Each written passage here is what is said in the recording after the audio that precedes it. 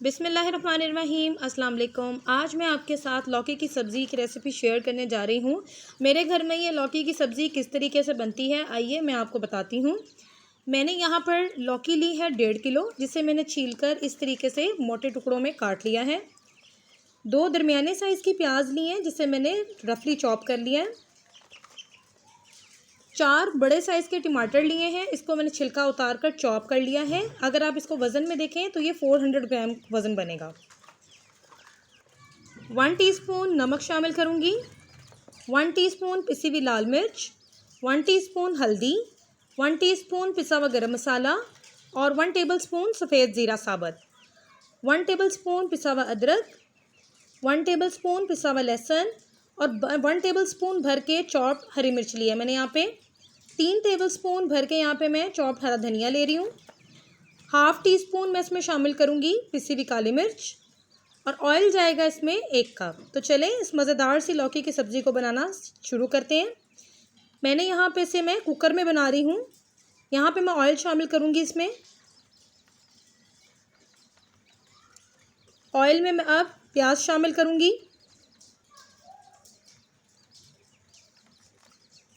پیاز کو میں گولڈن براؤن کلر آنے تک اسے فرائی کروں گی۔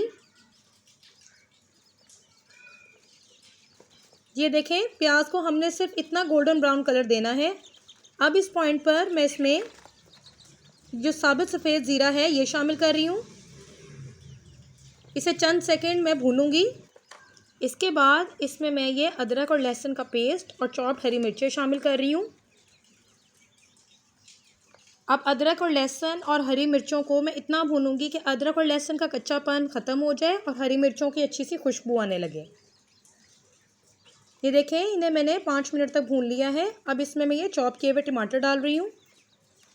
ٹماٹر کو بھی ہم اس میں اچھے طریقے سے مکس کریں گے۔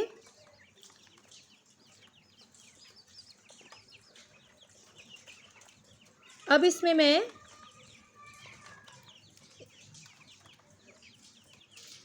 میں میں نمک، لال مرچ اور ہلدی شامل کر رہی ہوں۔ پسا ہوا گرم مسالہ جو ہے وہ میں اس میں بعد میں شامل کریں گے۔ اب مسالے کو میں اچھے طریقے سے بھون لوں گی۔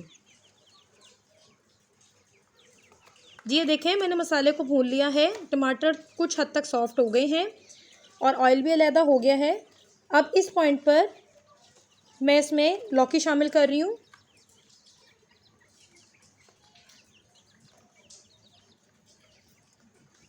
اب لوکی کو بھی اس میں اچھے طریقے سے مسالے میں مکس کروں گی تاکہ مسالہ جو ہے وہ لوکی کے ساتھ اچھے طریقے سے مکس ہو جائے۔ اب اس میں 1 گلاس پانی شامل کر رہی ہوں کیونکہ لوکی اپنا پانی بھی چھوڑے گی اور اسے میں کوکر میں 15 سے 20 منٹ کے لیے پکاؤں گی۔ یہ دیکھیں 15 سے 20 منٹ پکانے کے بعد لوکی نے کتنا پانی چھوڑا ہے اور لوکی جو ہے وہ گل چکی ہے۔ اب اسے میں بھونتی ہوں، بھون کے دوبارہ آپ سے ملتی ہوں۔ یہ دیکھیں میں نے پانی سارا خشک کر لیا ہے اور آئل بھی علیحدہ ہو گیا ہے۔ اب اس میں جو پسا ہوا گرم مسالہ رکھا ہوا تھا وہ شامل کر رہی ہوں اور 1/2 ٹی اسپون پسی ہوئی کالی مرچ شامل کر رہی ہوں۔ ہرا دھنیا شامل کر رہی ہوں اس میں۔ اب ان چیزوں کو اس میں اچھے طریقے سے مکس کروں گی اور 2 سے 3 منٹ اس کی مزید بھونائی کروں گی۔ بھونائی کرنے کے بعد اسے ڈش آؤٹ کروں گی اور ڈش آؤٹ کر کے پھر میں آپ سے دوبارہ ملتی ہوں۔ جی یہ دیکھیں ہماری مزیدار سی لوکی کی سبزی کو میں نے ڈش آؤٹ کر لیا ہے۔ یہ سبزی بہت مزیدار بنتی ہے۔ آپ اسے چاہے ابلے ہوئے چاول کے ساتھ کھائیں یا روٹی کے ساتھ کھائیں یا پراٹھے کے ساتھ کھائیں، یہ ہر چیز کے ساتھ کھانے میں بہت مزے کی لگتی ہے اور گرمیوں میں تو یہ سبزی ویسے بھی بہت شوق سے کھائی جاتی ہے۔ اگر آپ کو میری یہ ریسیپی اچھی لگی ہے تو اس طریقے سے لوکی کی سبزی کو ضرور ٹرائی کیجیے گا۔ اپنا خیال رکھیے گا۔ اللہ حافظ۔